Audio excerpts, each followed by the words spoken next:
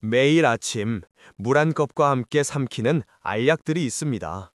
처음엔 한 알이었는데 어느새 고혈압약, 당뇨약, 콜레스테롤 약까지 손바닥 위에 놓인 이 약들이 정말 나를 낫게 하고 있는 걸까요? 아니면 그저 오늘 하루 아무 일 없이 지나가게 만드는 방어막에 불과할까요? 병원에 갈 때마다 의사 선생님은 수치가 조금 높네요. 관리하셔야 합니다. 라고 말하지만 정작 내 몸은 점점 무거워지고 기력은 떨어집니다. 혹시 당신도 이 쳇바퀴 속에 갇혀 있다고 느끼시나요? 우리는 몸이 아프면 당연히 병원에 갑니다. 하지만 심장 전문의 윌리엄 데이비스 박사는 충격적인 이야기를 던집니다. 현대 의료 시스템은 당신의 건강을 되찾아주는 것보다 당신을 평생 환자로 관리하는데 더 최적화되어 있다고 말이죠. 대사증후군은 약으로 치료되는 병이 아닙니다. 약은 그저 숫제를 억지로 눌러놓을 뿐 당신의 몸속에서 타오르는 염증의 불길을 끄지는 못합니다. 오늘 소개할 책 언닥터드는 바로 그 꺼지지 않는 불을 끄는 소방수가 되는 법을 알려줍니다. 대사증후군의 가장 큰 원인은 무엇일까요? 지방? 고기? 아닙니다. 데이비스 박사는 우리가 건강식이라고 믿었던 통곡물을 지목합니다. 밥, 빵, 면, 우리가 주식으로 삼는 이 곡물들이 체내에서는 설탕보다 더 빠르게 혈당을 치솟게 합니다. 인슐린이 콸콸 쏟아져 나오고 남은 당은 고스란히 뱃살, 즉 내장 지방으로 쌓입니다. 당신의 불룩 나온 배는 게으름의 상징이 아니라 곡물이 만든 호르몬 교란의 결과물입니다. 적게 먹고 운동하세요. 이 말이 얼마나 잔인한 조언인지 아시나요? 대사 시스템이 망가진 상태에서 무작정 굶고 뛰는 것은 구멍난 독에 물을 붓는 것과 같습니다. 배고픔을 참지 못하는 건 당신의 의지가 약해서가 아닙니다. 곡물과 가공식품이 뇌의 식욕 중추를 끊임없이 자극하기 때문입니다. 우리는 이 악순환의 고리를 끊어야 합니다. 의사에게 의존하지 않고 스스로 말이죠. 그렇다면 어떻게 해야 할까요?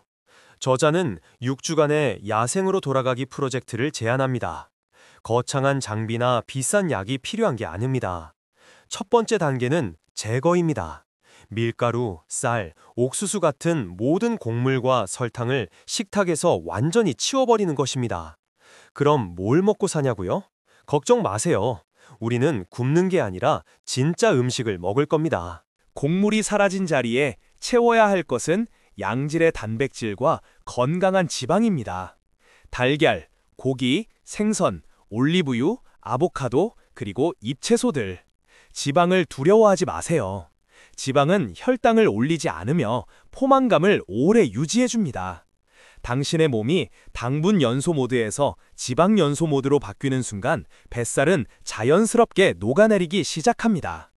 식단을 바꿨다면 이제 부족한 퍼즐 조각을 맞춰야 합니다. 현대인의 90% 이상이 부족한 이것, 바로 비타민 D입니다. 우리는 실내에 갇혀 살면서 태양을 잃어버렸습니다. 비타민 D 수치가 낮으면 인슐린 저항성이 심해지고 염증이 줄어들지 않습니다. 의사들은 뼈 건강 때문에 먹으라고 하지만 사실 비타민 D는 대사 기능을 조절하는 강력한 호르몬에 가깝습니다. 두 번째 퍼즐 조각은 마그네슘입니다. 정수된 물을 마시고 미네랄이 고갈된 토양에서 자란 채소를 먹는 우리는 만성적인 마그네슘 결핍 상태입니다. 마그네슘이 부족하면 혈압이 오르고 혈당 조절이 안 되며 근육 경련이 일어납니다. 저자는 흡수율이 좋은 마그네슘 보충제를 섭취하거나 직접 마그네슘 오일을 바르는 것만으로도 놀라운 변화를 경험할 수 있다고 말합니다. 세 번째는 오메가3 지방산, 즉 피쉬 오일입니다.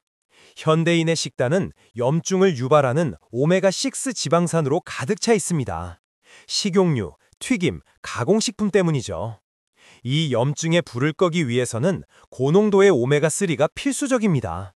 이는 중성지방 수치를 낮추고 심장을 보호하며 뇌 기능을 깨웁니다.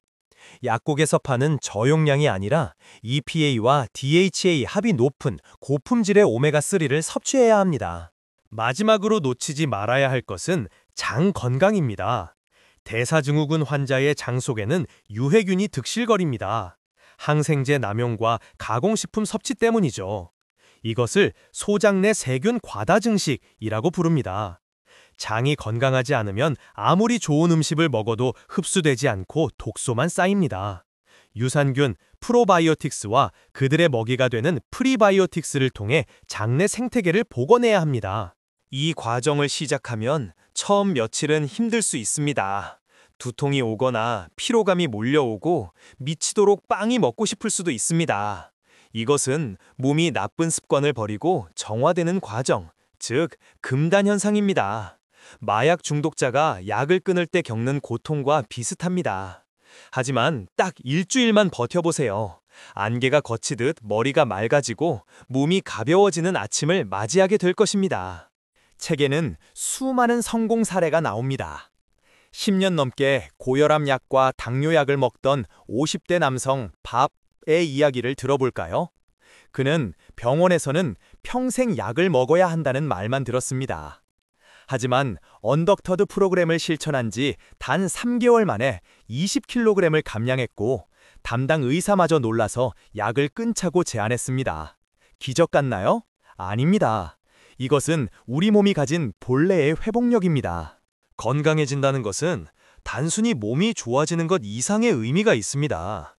병원비, 약값, 각종 검사비, 아파서 쓰는 돈이 얼마나 많은지 계산해 보셨나요? 건강 주권을 되찾으면 이 모든 비용이 사라집니다.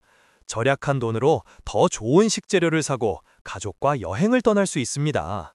건강의 자유는 곧 경제력 자유로 이어집니다. 물론 쉽지 않을 겁니다. 회식 자리에서 술과 밥을 거절해야 하고 가족들의 걱정 어린 잔소리를 들을 수도 있습니다. 유별나게 분다는 시선을 받을지도 모릅니다. 하지만 기억하세요. 대중을 따라가면 대중이 앓는 병에 걸립니다. 당신의 건강을 책임지는 것은 옆자리 동료가 아니라 바로 당신 자신입니다. 이 책의 핵심 메시지는 의사를 믿지 말라는 단순한 불신조장이 아닙니다. 내 몸은 내가 가장 잘 안다는 자신감을 회복하라는 것입니다.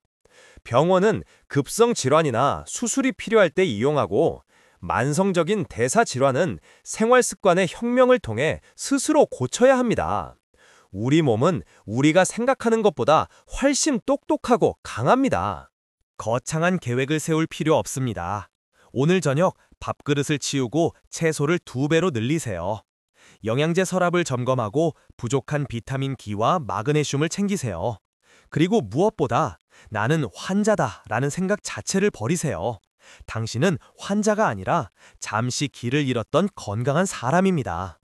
허리둘레가 1cm 줄어들고 아침에 눈이 번쩍 떠지는 작은 변화들을 기록하세요. 이 작은 승리들이 모여 당신의 인생을 바꿉니다. 혈압계의 숫자가 정상으로 돌아올 때의 짜릿함을 상상해 보세요. 그것은 의사가 만들어준 결과가 아니라 당신이 스스로 쟁취한 훈장입니다. 대사증후군 진단은 사형 선고가 아닙니다. 오히려 내 몸을 다시 돌아보고 잘못된 삶의 방식을 바로잡을 수 있는 절호의 기회입니다. 이 기회를 놓치지 말고 꽉 잡으세요. 약으로 연명하는 삶이 아닌 활력 넘치고 주도적인 삶이 당신을 기다리고 있습니다. 자, 이제 선택은 당신의 몫입니다. 내일 아침 습관처럼 약을 삼키며 무기력한 하루를 시작하시겠습니까? 아니면 오늘부터 식단을 바꾸고 부족한 영양을 채우며 내 몸의 진짜 주인으로 다시 태어나시겠습니까? 윌리엄 데이비스 박사의 언닥터드는 당신에게 그 열쇠를 건넸습니다. 문을 열고 나가는 건 당신입니다. 오늘 영상의 내용은 책 언닥터드의 내용을 바탕으로 재구성되었습니다. 하지만 이미 약물을 복용 중이신 분들은 임의로 약을 중단하면 위험할 수 있습니다. 생활 습관을 바꾸면서 담당 의사와 상의하여 약을 서서히 줄여나가는 지혜가 필요합니다. 안전하게, 하지만 확실하게 변화를 만드세요. 영상을 끄기 전에 딱 하나만 약속해 주세요. 오늘 한 끼만큼은 곡물 없이, 가공식품 없이 자연 그대로의 재료로 내 몸을 대접해 주기로요. 그 한 끼가 기적의 시작입니다. 건강은 의사가 주는 선물이 아니라 내가 쟁취하는 권리입니다. 스스로 치유하는 삶을 원하신다면 구독과 좋아요를 눌러주세요. 더 건강한 이야기로 찾아오겠습니다. 감사합니다.